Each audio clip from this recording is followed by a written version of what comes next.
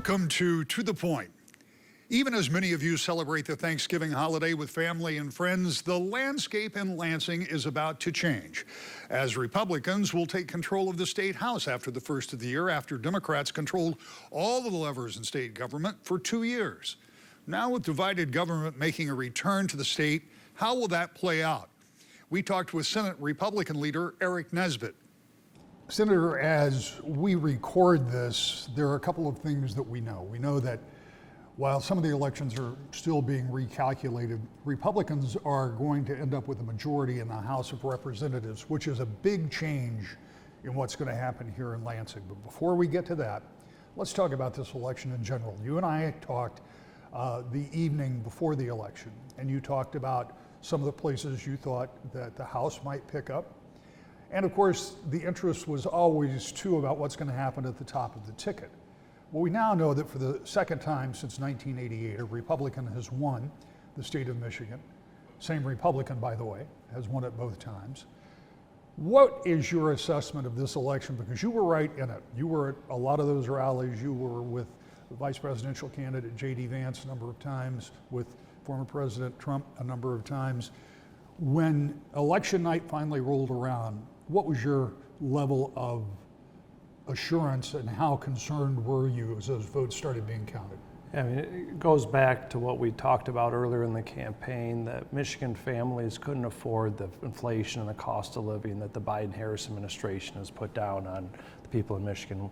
Over the last 4 years, the spending power of the median family has gone down $12,000. That's impactful. That's huge to working families and working people across the state.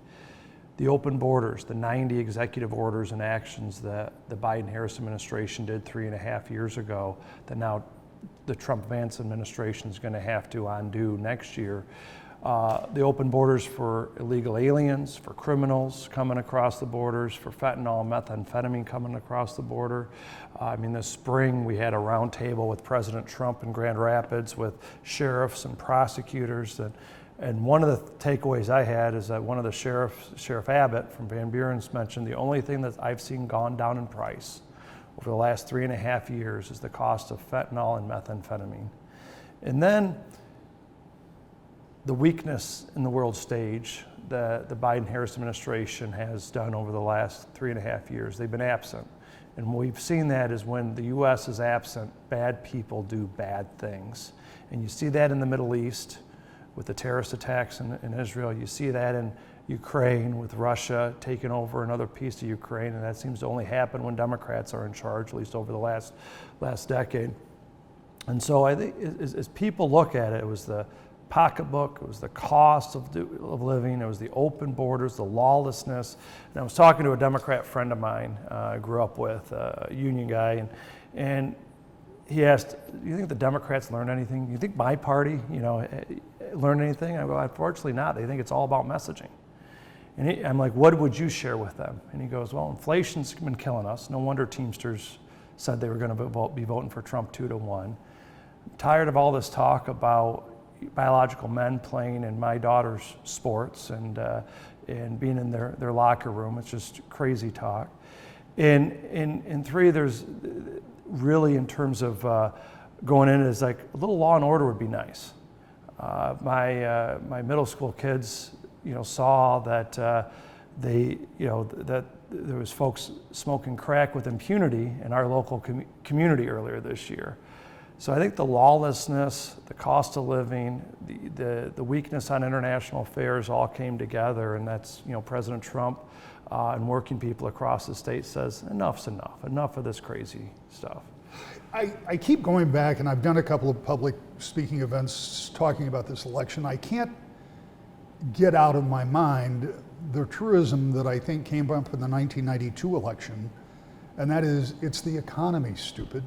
And it remains to be the economy. I mean, all the things you just talked about, I'm sure played into that. But the thing that people feel the most is the economy. I was speaking to a group of seniors the other day, and they said, somebody posed the question and said, look, a lot of the data shows that the economy is getting better and that things are getting better. And if you look at some of the things that are happening out there, some of it is on the right trajectory. But when you go to the store, the prices haven't gone down, and that's what people feel, right? They've massively gone up, and when the most expensive vehicle in Michigan is a shopping cart, and that's what we've seen over the last few years, is that it hits people's wallets.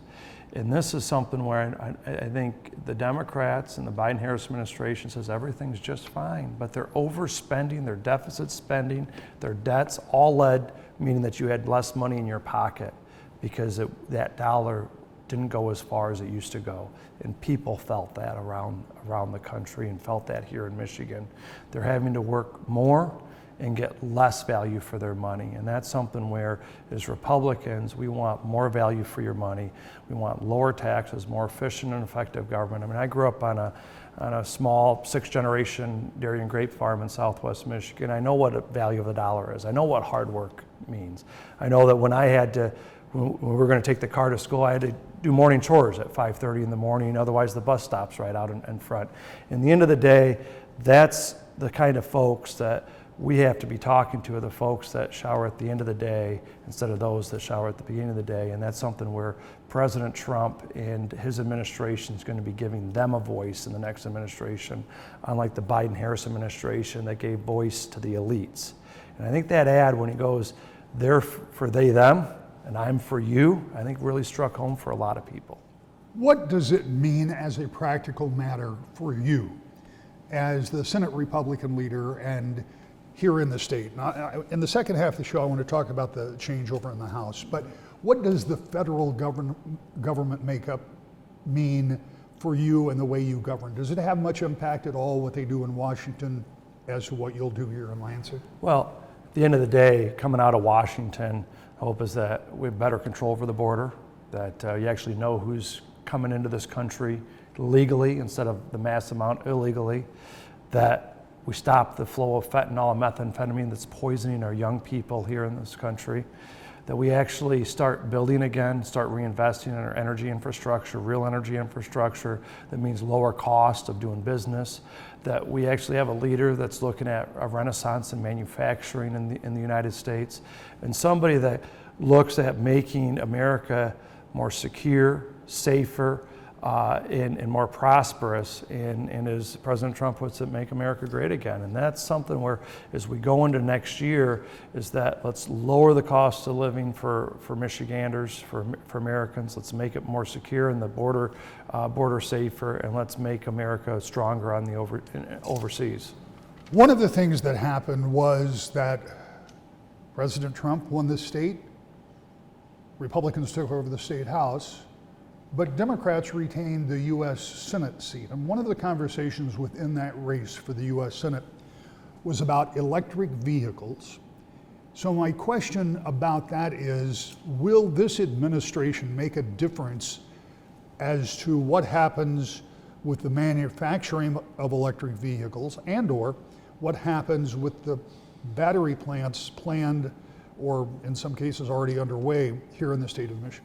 I mean, I think you saw somebody like Alyssa Slotkin, who was willing to say and do anything to run away from her record of trying to ban the internal combustion engine, and you saw her spend tens of millions of dollars of ads say, "No, I'm for the free market, free choices. I live on a gravel road." She's a masterful storyteller, and unfortunately, she wasn't honest for people, and it's unfortunate that she won. But as we go into the coming years, what President Trump and his administration and a Republican House and a Republican Senate is going to concentrate on is going back to our basis of the foundations of American government. Belief in private property rights, belief in free market economics, that you can have a choice of what you drive, of what you do. Protection of our First and Second Amendment rights, and actually look at the individual over the state. And I think for far too long in this country that we've seen, and even in the state, is that they trust the government over the individual. And let's get back to trusting families and individuals again, instead of dictating to them from coastal elites from San Francisco and New York that funded the Harris and Slotkin campaign and the Whitmer administration that's saying enough's enough. And I think that's what the people in Michigan and the American people are saying, is that we don't want this radical transformation that you guys are doing from the elite to the elite for our country. Let's make America stronger again. Let's make us more prosperous. Let's lower the cost of living, and let's trust families and individuals to make decisions that's best for them. I want to talk two more things quickly about the election, then we'll move on to the practical matters here in the state of Michigan, including lame duck, which is not always practical. But let's talk about what this means in terms of having the House and the Senate and the White House. We've seen the president already suggest some of his cabinet nominations, and we know some of them are going to raise a lot of questions and some pushback, even from his own party. As you take a look at it now, and this is going to air a little bit down there, nobody will have been confirmed by then to be sure, but do you think that the decisions that he has announced so far are going to somehow be able to be coalesced behind, or does he have some problems with some of this? I mean, President Trump, in terms of an incoming president, I think should have the ability to be able to appoint the folks that he sees fits to drive through what he campaigned and what he made promises to the American people on. And the American people responded by voting for him and voting for him in both the Electoral College and in the national popular vote. And so at the end of the day, as we go into next year, that I do hope that the U.S. Senate works with President Trump to confirm and confirm those early on. I think this is something where, compared to 8 years ago, President Trump seems to be nominating folks at a quicker speed, putting in key people quickly to get ready for that transition. His transition team's been working overtime, and I've been impressed with his, the folks he's put into his national security team. He's running out his economic team, and it's something where that they're going to hit the ground running. He's putting together a fabulous cabinet and a fabulous team to go ahead and implement their agenda for more efficient, effective government, lower taxes, lower cost of living, securing our border, and making the world safe again with America being the only superpower in the world. And that's the kind of team that he's assembling right now. More of our conversation with Senator Nesbitt next. To the Point. Welcome back to the Point. Divided government can be difficult in Lansing, as it proved to be for Governor Granholm and the first term for Governor Whitmer. Still, there are certain things that have to get done, so how will Democrats and Republicans get along? We continue our conversation with Senate Minority Leader Eric Nesbitt. As I said, I want to talk about the practical application of this election because it physically changes nothing for the Senate chamber. Democrats are still in charge. They will be for another 2 years, 4-year terms. But over in the House and on the other end, Republicans now will be in control, which means that Democrats don't have the ability to push things through with, even though they had relatively small majorities, they were pretty successful in getting a lot of their real marquee things done. The first place this will have an impact, not that the numbers will have changed, but will be for the 9 days of lame duck that will come up shortly after this airs. Is there anything that you're hearing about or know about in lame duck that concerns you? I should quickly explain. Lame duck is that session that happens when some members are leaving because they were defeated, some because they're term limited. This is their last hurrah. They want to get unfinished business done. And sometimes, we saw Republicans at the end of the Snyder administration spent one of those fabulous all-night sessions and ended up with this big pot of spending that greatly angered the incoming administration, saying that, they needed that money. I mean, it's always this push and shove. Now, the administration is not going to change, but the House is still going to have, I believe, some expectation that they're going to have a lame duck. What is your thought? Yeah, so Speaker-elect Hall and the team that he built out for the election, where they defeated 4 incumbent Democrat members while being outspent massively earlier this year, shows that the ram and jam of the left-wing progressive agenda that Governor Whitmer and the Democrats have done over the last 2 years is being fully rejected by the people of Michigan. And they've had to, and the Democrats had to raise tens of millions of dollars of out-of-state money and secret accounts to be able to fund their races across the state because they couldn't raise it all within the state. And so with Speaker-elect Hall coming in next year, this is the last grasp of a socialist left-wing agenda that they're going to try to jam through. I mean, we've already seen introductions of a new garbage tax, a new rain tax, higher taxes on milk and water bills, water bottles. And you're also seeing things of how do you change the definition of everything from sex, new anti-gun bills, new bills that police pronoun usage across the state, really anti-free speech, anti-free market, anti-private property rights bills throughout it. And this isn't something where as we came out of this past election with record turnout across Michigan, that I think Michiganders fully rejected what the Democrats are going to try to jam through in lame duck. Now, fortunately, going through is that what we've seen from House and Senate Republicans across the state is that we're willing to stick together to stand up for the working families and working people across the state, seniors and small business owners. And we're ready to get to work if it means solving some of the toughest problems here in the state. Things such as education accountability, things such as infrastructure and fixing our roads and bridges, growing our economy and population. But unfortunately, it looks like the Democrats are ready to pay back their biggest political donors from San Francisco to New York City, ready to jam through higher taxes, higher cost of living, in some of their woke social programs. So how does that work? Because while there are some House members that won't be returning, and Republicans will be in charge in that chamber for the next 2 years. Here in this chamber, there are a number of Democrats that will be running for re-election, presumably in 2 years, and they may not want to take some of those votes that may be coming out of the House, and we don't know how the governor is going to react to all of that either, given that she only has 2 more years in office, and from there, we don't know what, if any, aspirations she has, but is there some indication or at least some thought that it might be a little more difficult for House members to be able to get anything they want? Well, I think going into this period, I think Governor Whitmer was on your program when she just won the governorship and was really concerned with lame duck in 2018 and had some choice words. She was very concerned to say about that, and I think probably a replay of that may be appropriate on your show.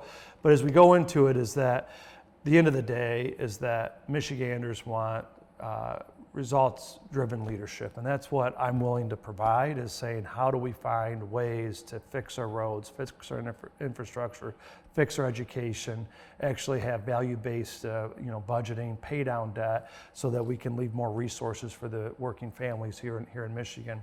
Unfortunately, it looks like that the Democrats are doubling down on a whole number of things: higher taxes for working families. They're trying to subsidize Hollywood. The same people that seem to hate us and our way of life here, but they want to give hundreds of millions of dollars to Hollywood actors. And we tried that 15 years ago. It didn't work out, and I'm told most of the times the sequels are worse than the original movie. And so I'm afraid of what they're going to try to jam through. But if the governor and the leadership is serious about some of the toughest problems, I know that I'm ready, and I know that Speaker-elect Matt Hall's ready to solve some of these problems. We've both, Speaker-elect Hall has put forward a plan to work on fixing our roads. It's something the governor ran on 6 years ago, and instead of actually fixing the roads, she continues to increase the debt that we have here in the state. I've put forward some plans to save 50,000 restaurant jobs that are on the precipice of being lost over the next few years. And my hope is that we can fix the tip credit, something that wait staff and bartenders don't want to do away with the tip credit. Instead, these out-of-state progressive groups are changing some of the laws here.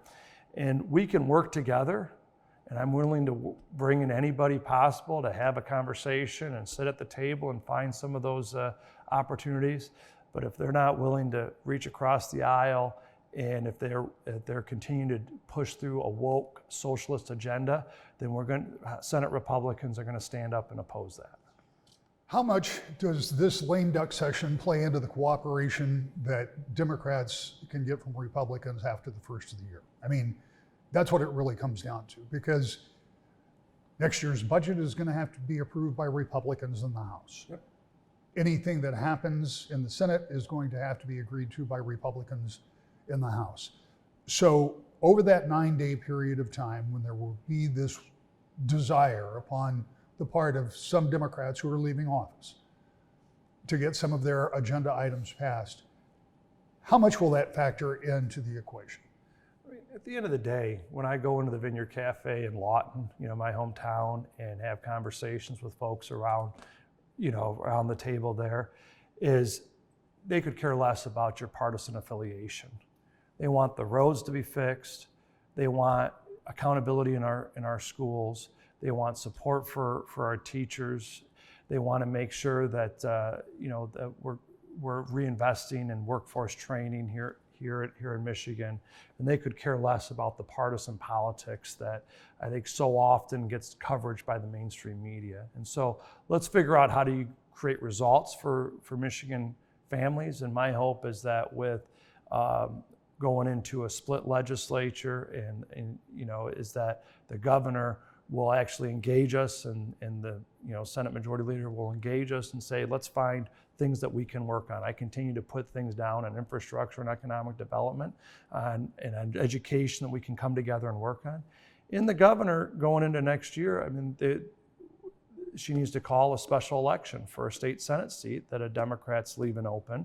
A year ago, Governor Whitmer moved the sun, moon, and stars to create new special elections to fill 2 vacant House Democrat seats that when they had a tied House a year ago. And now there's been no word that she'll ever call a special election for the state Senate seat up in the Bay, Midland, and Saginaw area. And I would hope that she quickly calls that election so that those 265,000 people in mid-Michigan are fully represented in the state Senate. Final question, give me your best assessment. I know what you said you want, but what's your best guess? Is next year going to be an opportunity to get things done, or will it be, as it has been in the past in Lansing, when the 2 chambers were split, virtual gridlock? Yeah, I mean, the end of the day is that, are we willing to put the partisan politics of the past behind us, or are we willing to commit to fixing some of the toughest issues for the next generation?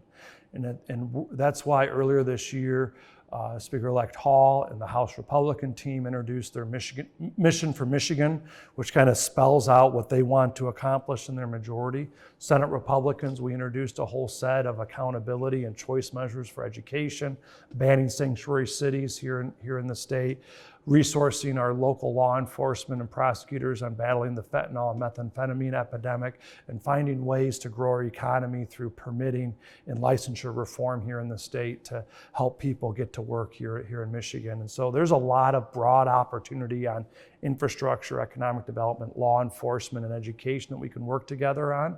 The question is Governor Whitmer more concerned with her next run, potentially for president, or is she actually concerned on solving some of the toughest problems here in Michigan? One of the first things that the governor, the House, and the Senate will all have to hammer out is a budget. That proved to be a nearly impossible task in the first year for Governor Whitmer with a Republican House and Senate. Now, with one chamber again controlled by Republicans, the budget process may be among the early tests of how well the 2 sides can find compromise and consensus. I'll have a final thought next. To the point. That's all the time we have for this week. Join me next time for a conversation with Senate Majority Leader Winnie Brinks. To the point.